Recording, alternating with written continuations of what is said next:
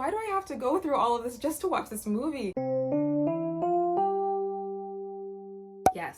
Yes, you're reading that correctly. The popular series by Toei Animation that aired in Japan on TV Asahi from 1999 to 2004 has gotten its first English dub for the first time since 4Kids took on the project in 2005.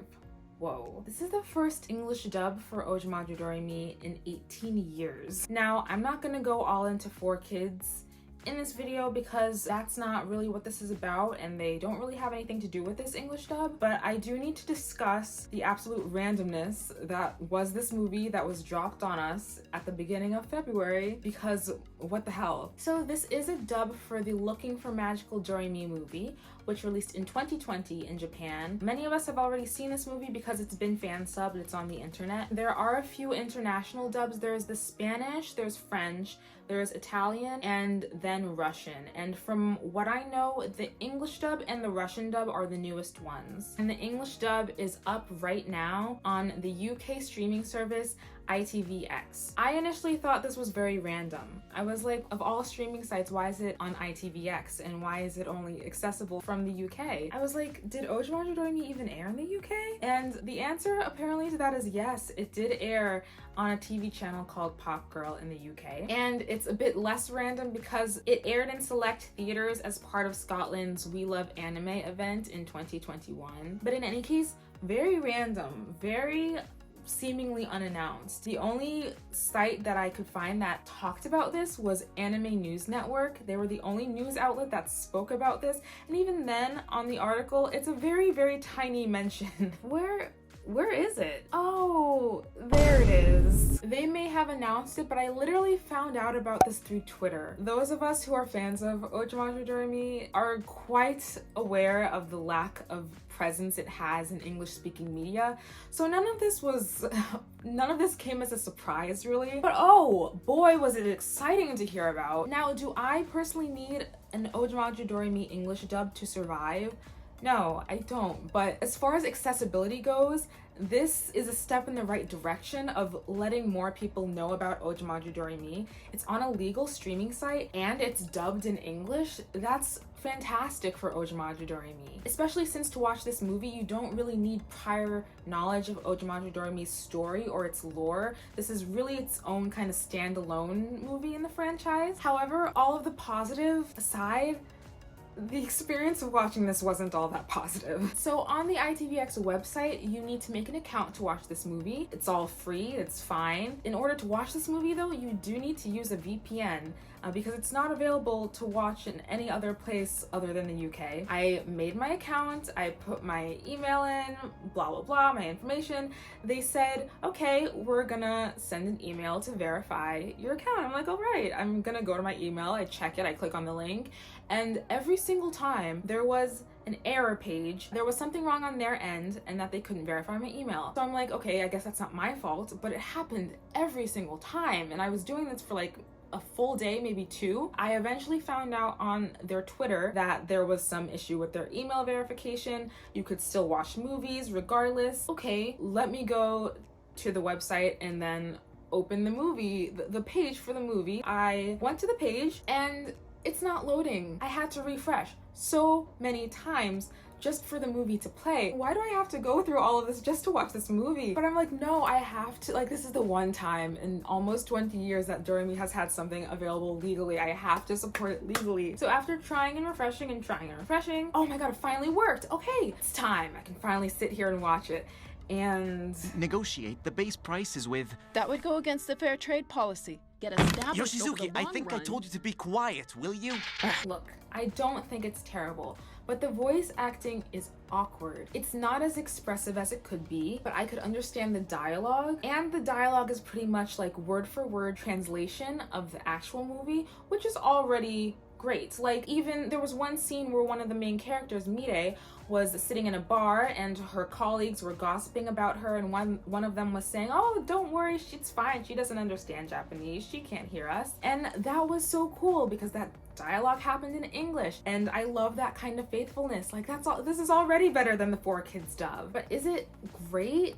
No. I want to support Doremi and its endeavors, especially on an international level. It doesn't happen very often that we get something like this as English-speaking fans, so I want to love it, but I don't entirely love it. And I don't want to be overly critical. I just wish that some more care went into this rather than it being thrown up onto some random streaming site with random voice actors who aren't even credited in the movie. Now here's the voice actor situation. So I'm watching it, right? I come to the end, I'm like watching the credits roll, and you know how anime dub movies are. They usually have the voice actor list at the very end after the original cast and staff and whatnot. Nope, not here. It just ends. Black screen. At this point, I'm like, okay, what? I'm like, okay, maybe I can go onto the ITVX website and look at the information there. Maybe they have a cast list there that I just missed. Nope. Nothing. There's nothing about this movie on their site except for the movie page. Okay, maybe I can ask ITVX directly.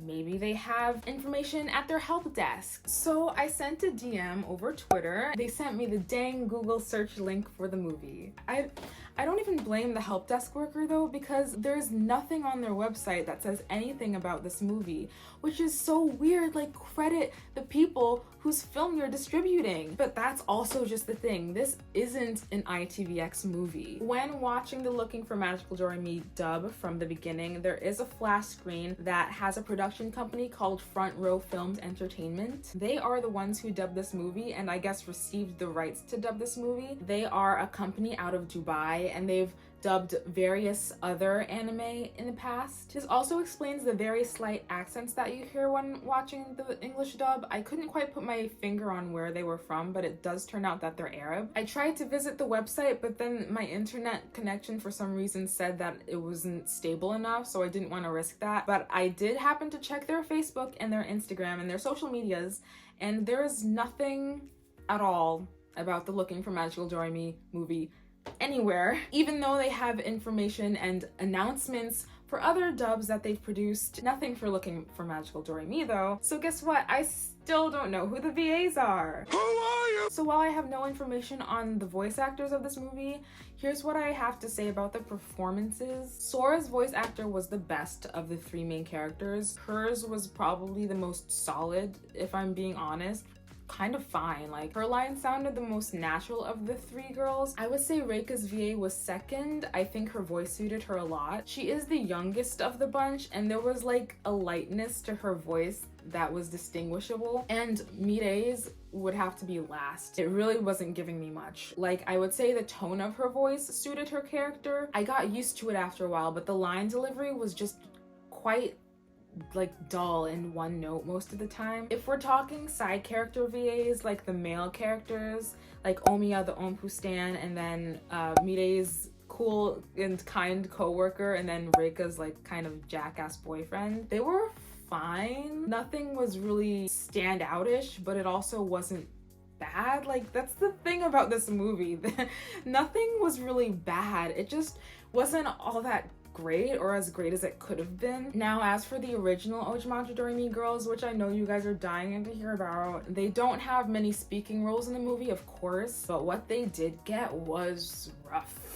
I need to start off by saying that Aiko's voice in this movie was not at all what Aiko has ever sounded like or should ever sound like. It was just weird. I gotta give it to the 4Kids cast for at least matching their voices with their characters, except for Ompu, Ellie Craft Segawa. The Doremi voice in this movie honestly reminded me of Amy Pallant's Doremi voice, with what little lines she had anyway. Majorika's voice in this dub was actually pretty solid. It was actually pretty good. It was like, hey, this is kind of accurate. Mind you, my only reference for like dubbage of this movie is the 4Kids dub, so Hazuki's voice was okay, and Ompu and Momoko's voices, like, they didn't speak enough in the movie for me to really remember it, but honestly, Nami Miyahara should just voice Momoko in every form of Japanese English dub there is, because that just makes sense. And lastly, I'm pretty sure Pop had no speaking lines in the movie at all, so. But regardless, the voices of the Ojamajos honestly sounded like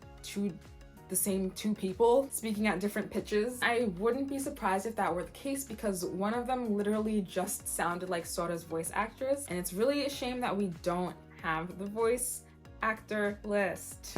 So all of this kind of poses this curious question, and that would be, if this movie were to be put on larger streaming sites like Crunchyroll, like High Dive, or even Netflix, would it need to be redubbed? And like, honestly, the answer to that is no. I think that this kind of gets the job done, but I also wouldn't mind it, of course. But the thing is about English dubs as of late, people do complain about them a lot. Like, oh, it's the same 10 people, oh, they all sound like the same people. Like, yes, this is true, but I've also found that it's really expressiveness that gets the job done. That's what I've realized from watching this movie. If it's not expressive, then it feels like a boring, dull kind of performance, and I feel like this movie bordered that a lot of the time. Except for when a scene was really, really loud and funny, or if it was really, really sad. And those are like two extreme emotions, so everything in the middle kind of fell flat. But yeah, if we're talking about large-scale distribution, I obviously wouldn't be opposed to one. But look, like I said before, this gets the job done. I watched it, and at no point was I like, oh, this sucks, I gotta turn this off, I can't watch the rest of this. No, it really was fine. All in all, I enjoyed myself watching it. There was no point when I was like, oh, I'm gonna tap out. Like, I kind of got used to it by the time I finished it, and it had its own charm, and I'm glad that it exists. I also want to thank the production company Front Row Filmed Entertainment for taking on this project and giving fans and people who don't know about Ojamajo Doremi the opportunity to be able to watch it in English. This is something that we haven't had in, again, almost 20 years. So I think that it's also good to be thankful for this. Nearly 2 decades since anything Ojamajo Doremi has been released legally in the West, so this is reason to celebrate, honestly. That was pretty much my review of this movie. I didn't really feel like it was necessary to go into a plot scene-by-scene synopsis, because that wasn't really the point of this video. It was more so to let people know that a dub exists and to kind of do my part in spreading that word. So now I suggest and implore you to watch the movie on ITVX. You do need a VPN to watch it. Once you get past that, everything in order to watch this movie is free. There's no payment. Yeah, just like try to support Ojamajo Doremi in this small way. There are very few ways that we can show Toei Animation that there are English-speaking fans out there who also like Ojamajo Doremi and are content stars. And in any case, there's the 25th anniversary coming up for Ojamajo Doremi next year. There's something special to be happening, but like, I don't know what that is. Nobody knows what that is, but it said something special is said to be coming, and I would love for international fans to be a part of that, because, you know, we're here, we exist. But anyway, thank you for watching. I'm at Doreimani on all socials. I'm on Twitter and Instagram and TikTok and Facebook, so you can catch me there. And that is all I have for this video, and I will catch you in the next one. Bye!